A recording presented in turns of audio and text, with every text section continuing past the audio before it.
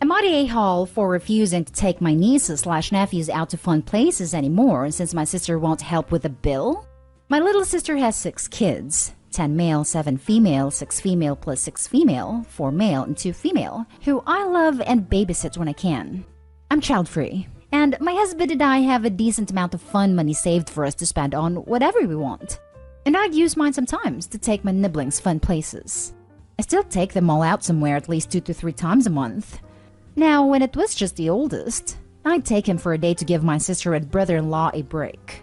I'd take him to museums, fairs, kids' play places, Chuck E. Cheese, amusement park, etc. With just one kid, it was pretty easy to do. Then the second oldest came along, and I was still able to swing it. But then with the addition of the twins, it became harder to afford. Not to mention watching 4 kids is way harder than watching one. By the time the 4-year-old came around, I couldn't afford to take them all to the same places anymore. It cost too much. So I started taking them cheaper/free places, like the park, free kids' days at the museum, the mall, swimming at my house, etc. Now with the 2-year-old, I've totally stopped taking them anywhere that costs more than a couple bucks each. But last week when I was dropping the kids off at my sister's place, the oldest asked if we could go to the fair next month.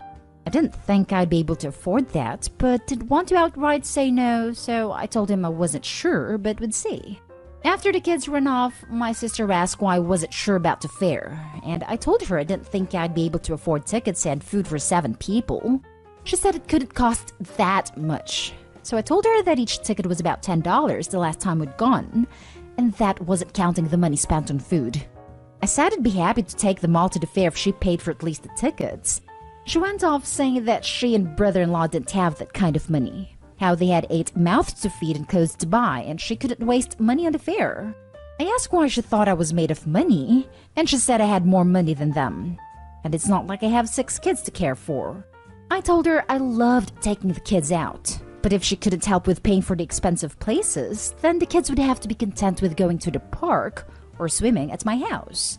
Sister said I'm a huge a-hole. And when I told our parents, they said it was sorta a-holish since I only take them out a couple times a month instead of caring for them 24/7 like my sister. So now I don't know. Hub says I'm not the a-hole, but I don't know. I mean, yeah, I could swing taking them all to the fair, but it's just so expensive. Am I the a-hole for asking for help paying? Now for the top comments before reading Opie's little update. Not the a-hole. So if she can't afford places like the fair because of having 8 mouths to feed, why does that responsibility have to fall on you? She's being entitled instead of grateful that you've done as much as you have all these years. Being child-free doesn't mean to have all this disposable income to spend on other people's kids, no matter how much you may love them. Not the a-hole. OP, you take your nieces and nephews out 2 to 3 times a month, which is far more than most aunts and uncles do. And rather than be grateful, your sister is demanding you do more. Your sister is quick to count and spend your money. I think you've found a very wise solution to continue spending treasured time with your nieces and nephews without breaking the bank. You've done nothing wrong at all. It's your sister who's being an unreasonable a-hole. I grew up very close to my aunt and uncle, and some of my fondest memories with them are from when one or both of them babysat us at their house while my parents were both at work. Mom was a part-time worker, so it only happened occasionally that her and my dad's shifts lined up like that, and we'd spend time with them. My brother and I would play ball hockey in the basement with my cousin. We'd play GameCube, etc. They don't need to be taken to expensive places to create a strong relationship and happy memories with you. The fact that you want to be so present in their lives is amazing. Trust me, my aunt and uncle passed away now, but I will always have my love and memories with them. And your nieces and nephews will too, whether you paid to take them somewhere or not. Definitely not the a-hole here. Not the a-hole. If your sister doesn't have that kind of money, maybe they should stop having children. I'd have stopped at the same point as you. I wouldn't be willing to look after 4 kids even if the tickets were paid for. She should be grateful you're essentially offering free childcare. This. So not only is Opie babysitting 6 children for free, but must also be willing to spend $100 plus as well? 6 kids at the fair may cost $70 to get in, but fair food is also expensive. Plus, I can't even imagine the stress of juggling 6 kids at the fair. Bathrooms alone would be a nightmare. Update. I want to thank everyone for all the amazing comments and DMs. After all the resounding Not Day Hall comments, I've come to the conclusion that I'd become used to my family's treatment of me over the years. I'd always been aware it wasn't really fair, but I put up with it to keep the peace and see my nibblings regularly. But I can't keep spending such outrageous amounts of money on kids that aren't even mine anymore. Especially when I'm not even getting a half-assed thank you in return. It's not fair to me. So I called my sister and told her I won't be taking her kids out for fun days for the foreseeable future. I told her that she's been really entitled to expect me to foot the bill to babysit her kids, and if she apologizes sincerely, then I might start taking them out again sometime in the future. But for now, I'm gonna keep my distance. She didn't take it well, and called me a lot of hurtful names before hanging up on me. Not long after, Mom called me and told me I was being selfish and rude. But I snapped at her that she was being rude. Expecting me to pay upwards of hundreds of dollars a month for kids that I didn't give birth to while cuddling my sister was horrible parenting. And I said how sick and tired I was of being treated like free babysitting for my sister just because I never popped out any grandkids for them. And if she and my sister thought taking all the kids out 3 times a month was no big deal, then I'll send her the bill.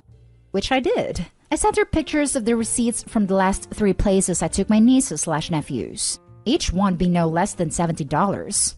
She hasn't called or texted me back. I'll just see what happens. But thanks everyone. Now for the next story. Am I the a-hole for telling my dad to buy stepsister old consoles if he wants her to have them so bad? So I, 16 female, started babysitting 2 years ago. I then moved from that to a retail job back in October. I have saved some money and decided to indulge in getting some vintage consoles. Consoles I missed out on, but see games I want to play. I found places that sell them pretty cheap. I've always been a gamer, and it's the only passion I'm glad I can explore more than the older stuff. Ever since I got a 3DS, not one of the older consoles, but I wasn't allowed to have before, my stepsister, 14 female, has wanted to use them too.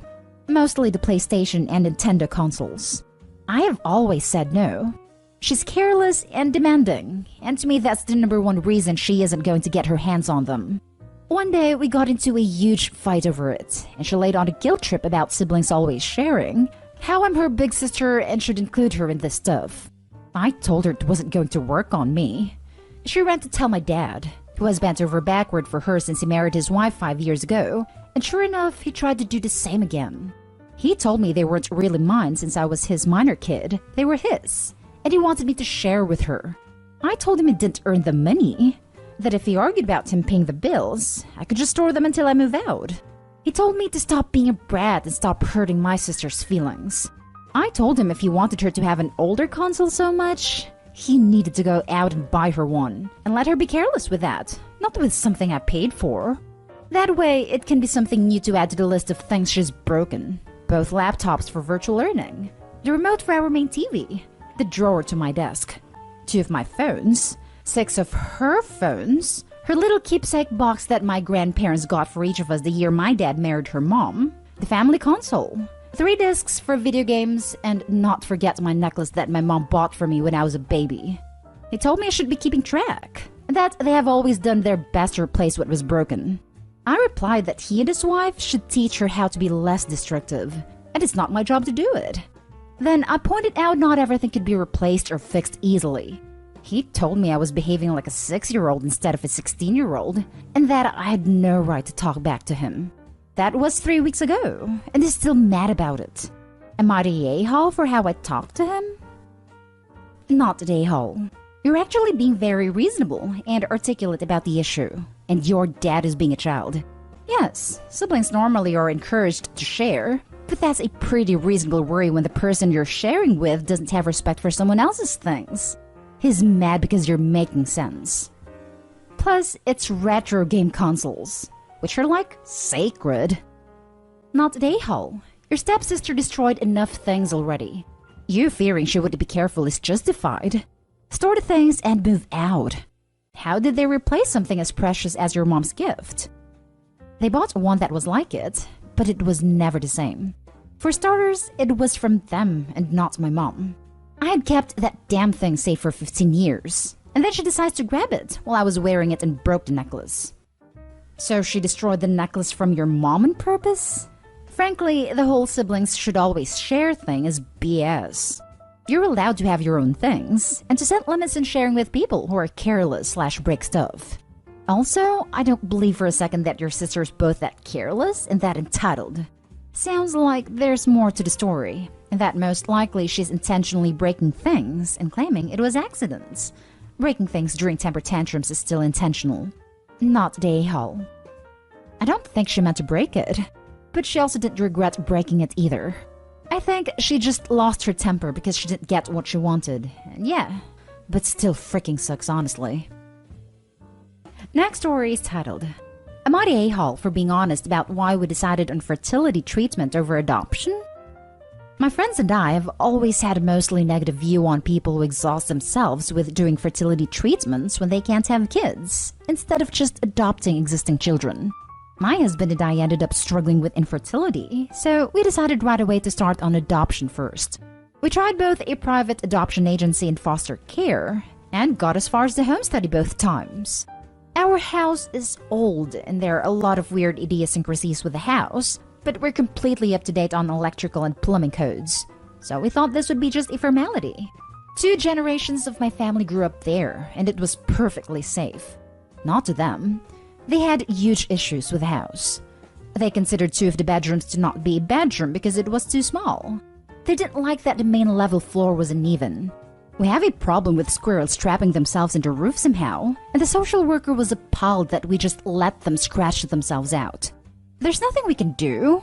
We don't know how they're doing it, and unless children are squirrels now, no child is getting up there to get stuck that way.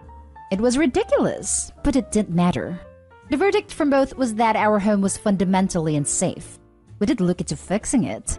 Every single person who ever owned that home had tried to fix the things that were wrong, but we tried again. The house just couldn't be fixed to their standards without becoming actually dangerous. It was fine and safe to live in, but we also wouldn't be able to sell because it was imperfect. The verdict was that if we wanted to adopt a child, we would have to demolish our home to sell the land and then buy a new house on top of agency fees. We did the math. The truth was that, with housing prices in our area, adopting a child would actually cost us at minimum $450,000. Even if we had to do IVF surrogacy, it would only cost us about $130,000. It no longer made any sense to adopt, so we committed to doing treatment. Our total ended up being much less than that because, thankfully, our first round of IVF worked, and we didn't need a surrogate. We now have a child. One of our friends made a very, honestly, ignorant post about spending $100,000 on a child of your own while children sit in foster care. I decided to comment on it, telling her the full story for the first time, explaining how expensive adoption can truly be. There's been a lot of comments, and now she and some of our friends are now mad at me for making adoption look like a bad and terrible thing. I was just trying to show that there isn't one side to this, and that there are valid reasons to make both choices. Am I the a-hole? Now for the top comments. I think you and all of your friends are horrible people for sitting in judgment about how people handle their own infertility. I think you're doubly bad for not saying, I've had a change of heart after realizing there's so much I don't understand about adoption and IVF, and instead saying, you don't understand. I'm better than others who choose IVF because in my situation, it's okay. Everyone sucks here. I understand that. My opinions have changed, and I regret how ignorant I was. Everyone sucks here. You're part of a group that habitually judges the family planning of others. You can't be surprised when they then judged you. They didn't have the life-changing experience you did, and therefore haven't changed. It sounds like you all need a wake-up call. When friendships are based on othering others in circumstances you can't imagine, they aren't healthy friendships. Think about if this group is worth your time and learn from your mistakes. I'm sorry things were so difficult for you, and hope your pregnancy goes well. A quirky little house with a squirrel attic sounds like the setting for a children's novel. Not the a-hole. 99% of the people who spout just adopt literally have no idea of how adoption and foster to adopt work. None. Now that you've gone through it, you know it's not the easy path that so many seem to think it is. Long story short, I had both my kids via IVF for about $5,000 out of pocket for IVF through hospital births. That $5,000 wouldn't even have covered a lawyer's retainer and a home study if we wanted to adopt. Plus, my IVF treatments involved me, my husband, and my doctor was only concerned with whether or not I could safely carry a pregnancy to term. He didn't care how much I made, what kind of parent he thought I'd be, the state of my marriage, what my house looked like, what my colleagues think of me, etc. For us, IVF was by far the best option. Never judge until you've walked a mile in someone else's shoes. It was ridiculous how much cheaper everything was. I ended up being able to do a home birth with a midwife, so I didn't have the hospital bill. I had been so concerned about the cost, but it was cheaper than I've heard of some people's spontaneous hospital births being. Kind of disturbing, honestly. Now for the last story. Am I the a-hole for choosing not to follow my in-laws' naming tradition for my daughter? My husband, 24 male, and I, 24 female, had our daughter in November. Early in my pregnancy, my husband told me he would let me choose the name because he really struggled to like names, and he didn't want to make the process more complicated than it needed to be. I chose the name the day we found out she was a little girl. I told my husband, he gave me the thumbs up, and I kept it between us, and my best friend who made her engraved baby blanket. Outside of that, nobody else knew. We announced her name the day after she was born. The name was controversial within my husband's family. Our daughter was the first granddaughter, and we did not go with the tradition in their family of naming the first grandson/granddaughter a specific name. To make sure I'm being clear, in my mother-in-law's family, the first male of each generation is named John, for example, and the first female is named Emily. Mother-in-law's oldest grandson is John, but our baby girl is the first granddaughter and was not called Emily. They are very hurt that I would not honor their tradition. It has become a feud because they feel like I disrespected them, and that I should have wanted my daughter to carry on a long-held family tradition that means so much to the family, and I have struggled with some guilt since. My husband told them it was our decision, and sooner or later the tradition was going to be broken, and I did nothing wrong. But my mother-in-law, and especially my oldest sister-in-law, the mother of John, have not given up. Sister-in-law claims that by using a different family middle name, a name shared by both a grandmother of his and a grandmother of mine, it was an even bigger middle finger to them. I told them she is mine and my husband's daughter, and our wishes should be respected. They claim it was still a Nahal thing. Am I the a-hole? Not the a-hole. Repeat after me. I'm sorry you feel that way. Call us when you're over it. This. I hope no one in their family wants to document their genealogy. That would be a nightmare with all those Emilys and Johns. It also becomes a big problem in the digital age with mail, medical records, insurance, etc. Trust me, my husband's grandfather changed his name to a name he liked. Let's say Michael. Then he named his son Michael, and his daughter named her son Michael, and my husband is also Michael. Not one of them goes by Michael except on legal documents. We're constantly getting mail for each other, having to clarify records, etc. Yes, I honestly love my son's name, named the third, but using the family name was a huge mistake. Name Senior is an imprisoned child violator. Name Junior always had issues with background checks before she transitioned to female when our son was 3 years old, and then she hated constantly hearing her dead name. Not Dayhole. This entitled mentality that some family members have over their kids' lives is unbelievable. Name your child what you like and enjoy the good life. Also, congrats. Edit. I might also add that the sister-in-law is probably projecting regret that you did something she wouldn't. I just get flabbergasted that somebody can expect the name of the child can be defined like that. Not Dayhole. Why do people think that a couple's baby is somehow the possession of the whole family? This is your baby. They don't get a say, period. I can't imagine the entitlement of a family thinking they should have more say over a baby than the baby's own mother.